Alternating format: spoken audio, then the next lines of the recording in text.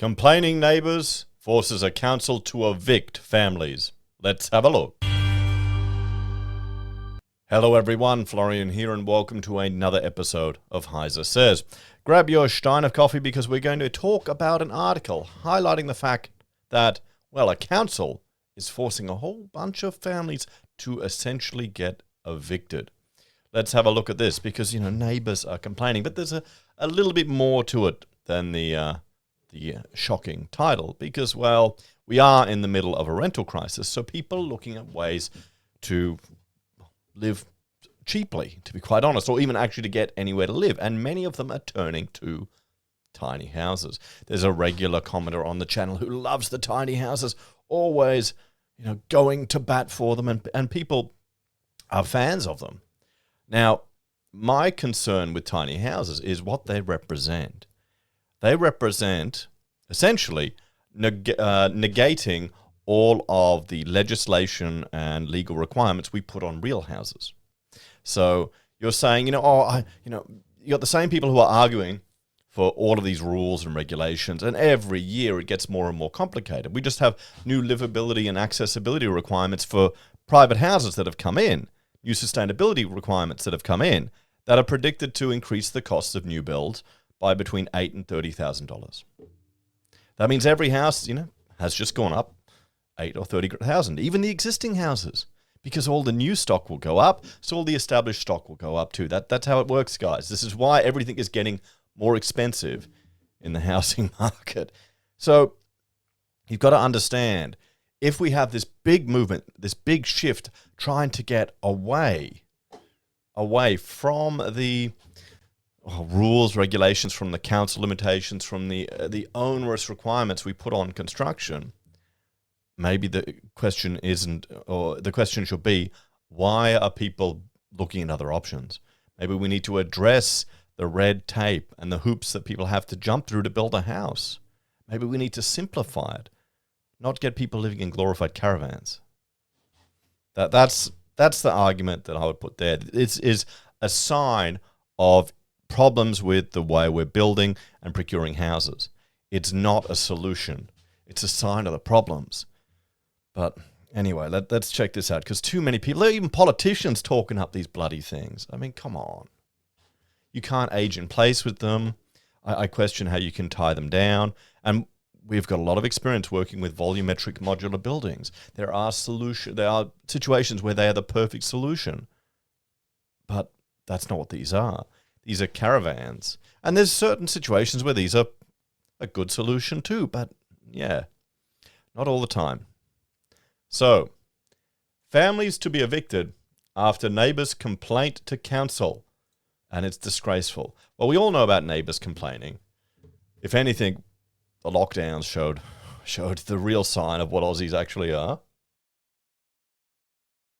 But let's think about this before we go through the article. Let's think about it. You've got a rural property, and you've got a neighbour who's just started putting a whole bunch of, maybe caravans on their property and is renting them out. So now you've got more traffic. Now you've got more sewerage issues. Now you've got more noise problems. They don't have adequate facilities to deal with all of those people. Or maybe they're starting up a campground, but they don't have anything to deal with the requirements and burden that's putting on the area. So we've got to look at it from both sides. Sure, we have housing issues and shortages, so we need to find ways to provide homes. But also, if you're going to densify an area, do it properly. Ensure there's adequate infrastructure to do it. Maybe the council needs to rezone areas and put provisions to do that. But let's have a look.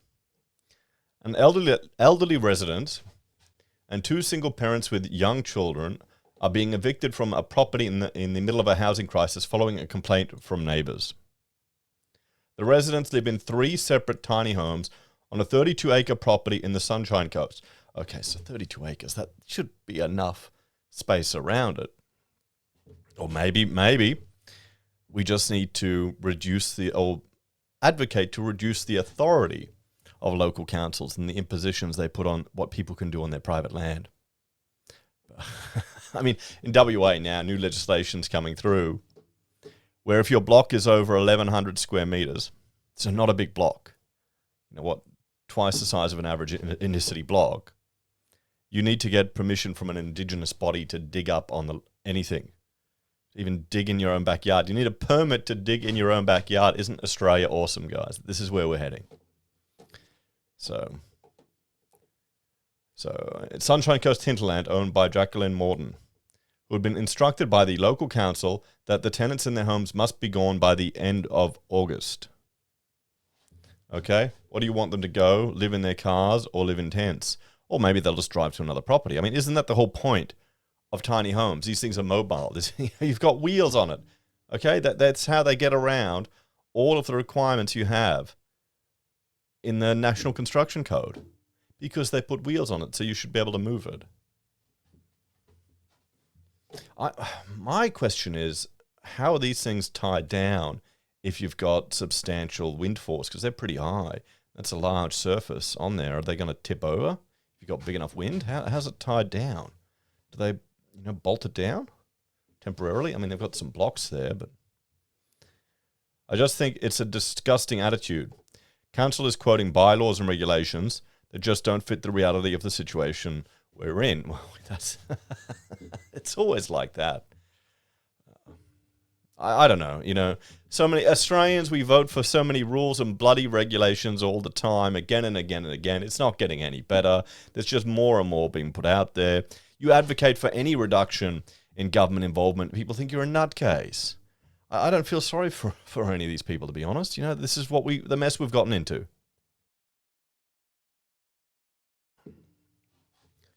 After a neighbour complained last year, I mean, why would you complain?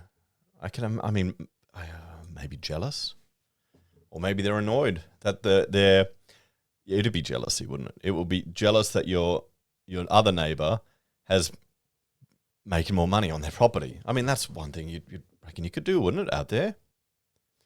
There needs to be changes to legislation to push for this. And I honestly think council needs to be the level of government that needs to be, let's say, infiltrated the most, and their imposition and involvement in our lives needs to be curtailed. But I can't see the average Aussie pushing for that, guys. I mean, you got a Bluey cartoon where they're talking about calling council to complain about someone being on the footpath. It's Australian culture, guys.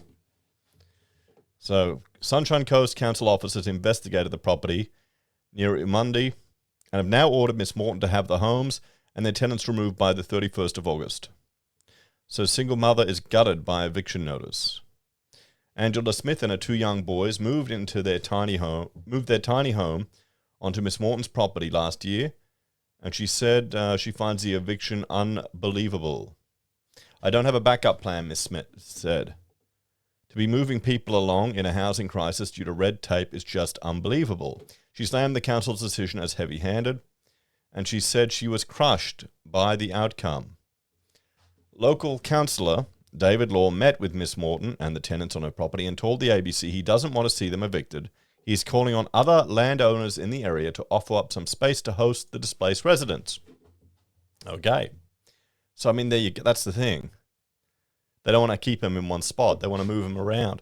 This is like the gypsies, isn't it? The Roma. They fought so hard to get their own land at the turn of the last century. It didn't really materialize, sadly. So what are the rules around tiny homes? The Sunshine Coast Council only allows one temporary home per property. And in order for a tiny home to stay for a period longer than 4 weeks, a permit must be granted. While the permit usually costs $514, it can be waived in extraordinary circumstances. Well, I mean, it's 30... You know what she can do? 32 acres. Just get your property divided up. Pay the money, get a surveyor, get the title amended. Boom. There you go. But then you're going to have to move them all around. You can't have them all close together, but maybe that's it. You know what? You subdivide it and put a tiny home on each one of these properties, and maybe to make it more permanent, you dig some foundations and you take the wheels off and you bolt it down. But then it'd be a permanent home. Then you couldn't get around all the requirements. I mean, you won't be able to do this soon. You'll have to, with this livability standard, you'll have to build a bloody ramp going up to it now. Unless you're in a flood area, you'll find ways to get it. Oh, sorry, that's wrong. There'll be a landing there too. I mean, even this, getting right off that threshold, it's a trip hazard. But anyway. Once a permit is approved for a tiny home or caravan, it only lasts for 18 months as it is deemed a temporary structure. Miss Morton currently has 4 tiny homes on her property, meaning the other 3 must be removed. A Sunshine Coast Council spokesperson told Yahoo News the housing crisis is a complex, multifaceted and evolving issue, and said their first priority for all residents is safety. Now, how is this a safety issue having more... I mean, this is how... They say safety, but it's to do with ensuring their planning scheme is met. That's what it is. It's, Council works with the affected parties to support them to find suitable and safe accommodation. However, in this instance, we have no option but to require them to comply with the Council's planning scheme, the spokesperson said. Direct Collective's lead research and analyst, Mal Cayley, told Yahoo News around 15,000 renters have been displaced in the housing crisis on the Sunshine Coast and slammed the council as entirely unprepared. People have jobs here, people live here, and they can't get homes here. So they're looking at whatever they can do to stay in the community, he said of the people turning to tiny homes. This is a crisis. This is the greatest crisis we're facing, but because it's almost glacial in how it got here, it's too hard from a political point of view. No one is treating it like a crisis. Well, yeah, no. It's symptomatic of just how councils act, how slow they are to move, how anti-development everyone is. This is a not in my backyard circumstance. They don't want the neighbour having a bloody tiny home caravan park there. What the person should do, they should try and make an application under the planning scheme to change the zoning of their property to a caravan park. Can you imagine how much that would cost? How many hoops you need to jump through? That's the reason why they don't want this to happen. Because there's power and there's control and having the ability to, the authority to force people to limit what they can do on their properties.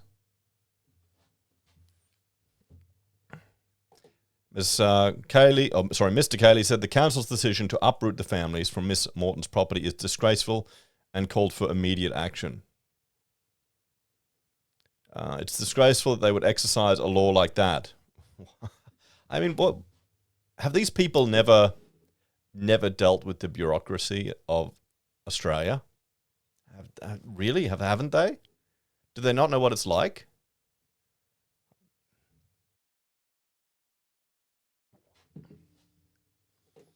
That is taking someone from a point of security and safety and putting them at risk. If you ask me what they should do, they should stay. Because what are they going to do? Physically remove them, fine them, then don't pay the fine. Okay? They may physically remove them. They may call the police. They may make an issue of it. They may fine them and then drag them through the courts. Keep in mind all laws can be changed. It's not constitutional. It's not big issue stuff. They can vote to change that. Well, yeah, no, he's right. He's right. But how many people won't be bothered? How many people even take any interest in local council politics, which affects so many people? I swear that's why we've got all this crazy shit happening at local council level. Because only the nutters are the ones that have the time to play around. And in a word of warning, Mr. Cayley said the coast's housing shortage is far from over as the next wave of price increases approaches. We need radical action now. We don't need degrees of change like what's being done in the past. We need radical action. So let's look at their full statement here. Council appreciates the cost of owning or renting a home on the Sunshine Coast has been causing some people to consider moving into temporary accommodation.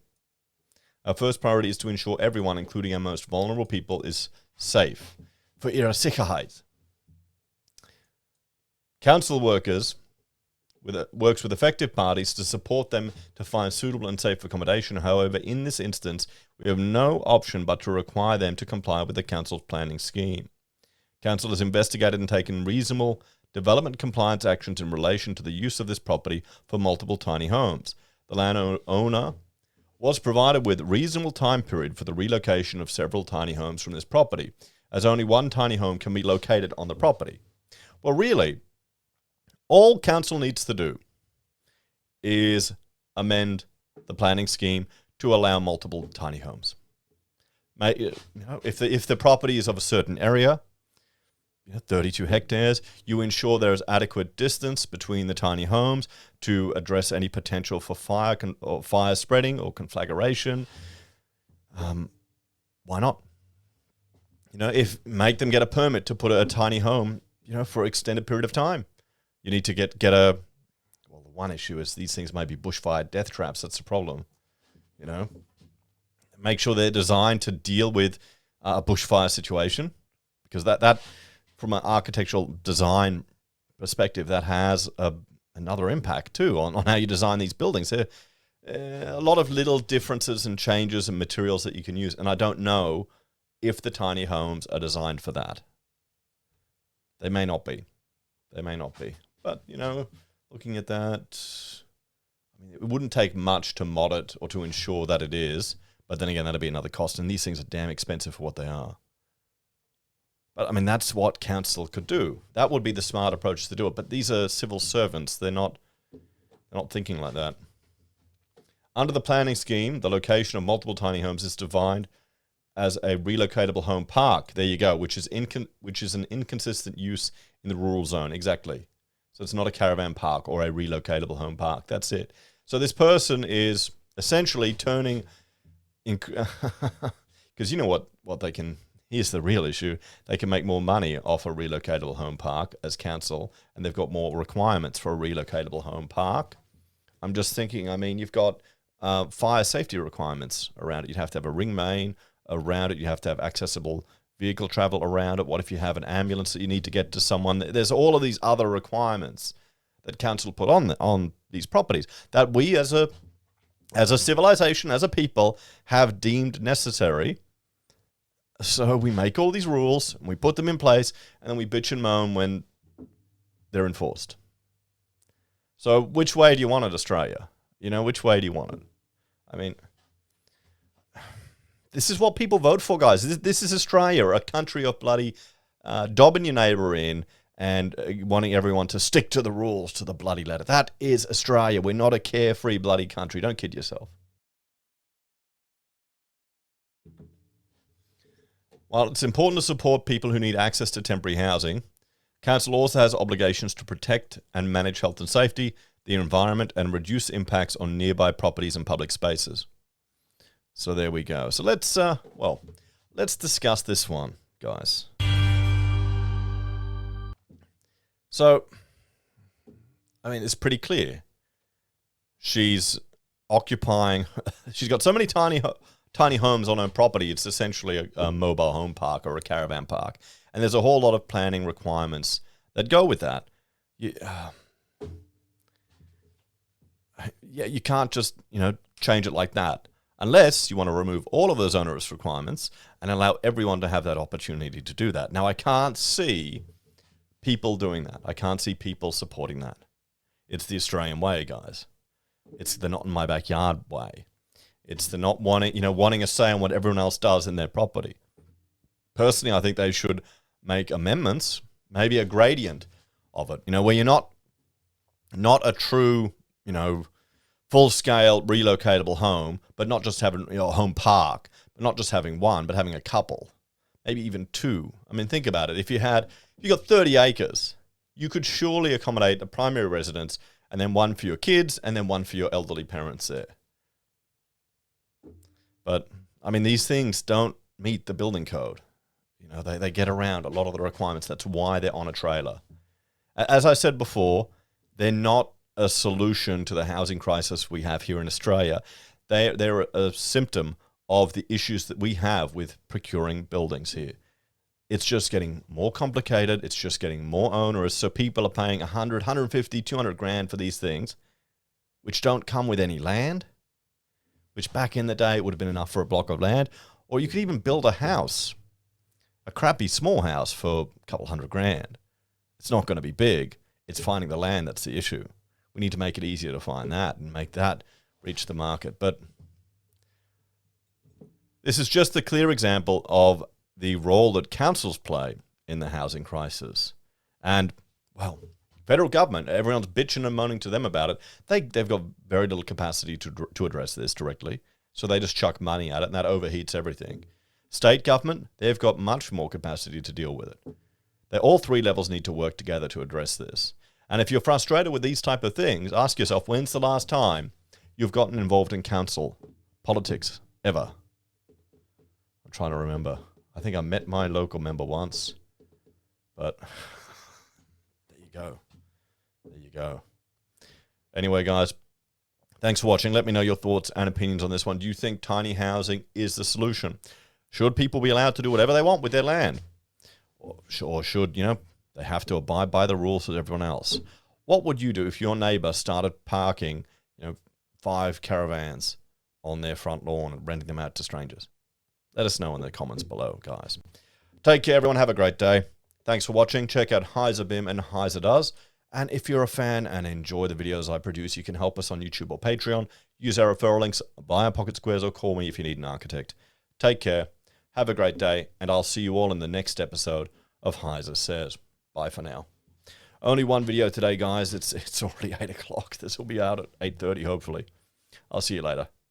And yes, I am drinking coffee this late. Just doesn't work on me anymore, guys. Too many years of late night architectural work and study. The coffee loses its effect. You gotta feel sorry for me. Take care.